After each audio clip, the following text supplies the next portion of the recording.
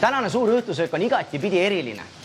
Eriline on ta ka selle poolest, et minu kõrval seisab alkoholivabade kokteilide või ma peaks ütlema mokteilide maailmameister Laur. Räägi, mida mõnusat me serveerime sõduritele. Kuna esimeseks söögiks on sul mõnus bruschetta, siis mõtlesin, et toon siia sisse natukene särtsu ja olen teinud siia mõnusa ingveri ja sidruneina siirupi. Väike laim käib ka siia sisse.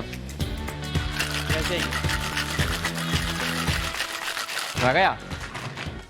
Ja iga jook peab alati ilus olema, siis paneme siit väikse koriandriga juurde. No aga proovime siis. Värske, samas on siin hapet. See sobib iga ilmaga.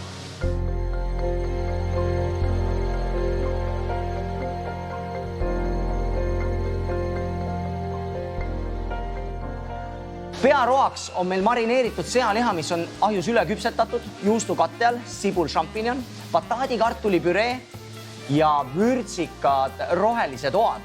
Sina kui 3-kordne Eesti meister kokteilinduses, no mida sa selle kõrvale pakud?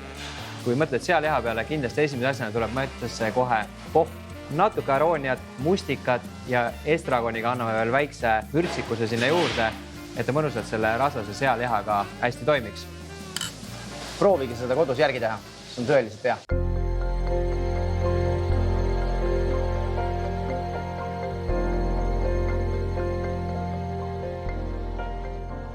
Tänane suur õhtusöök on igatipidi eriline, ma olen seda mitu korda maininud. Minu kõrval seisab selle aasta, ma saan aru, meister. Värske meister, tervist. Ja millega me üllatame siis sõdureid, kui lauda läheb Pavlova? Alati küsitakse, kas kohvi või teed sinna juurde.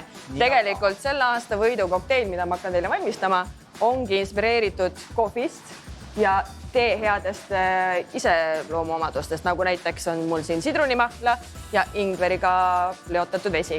Tõesti hea jook. Tuleb seda kohvi mõrkjust ka siia juurde, mis siis magusa juurde on ka väga hea.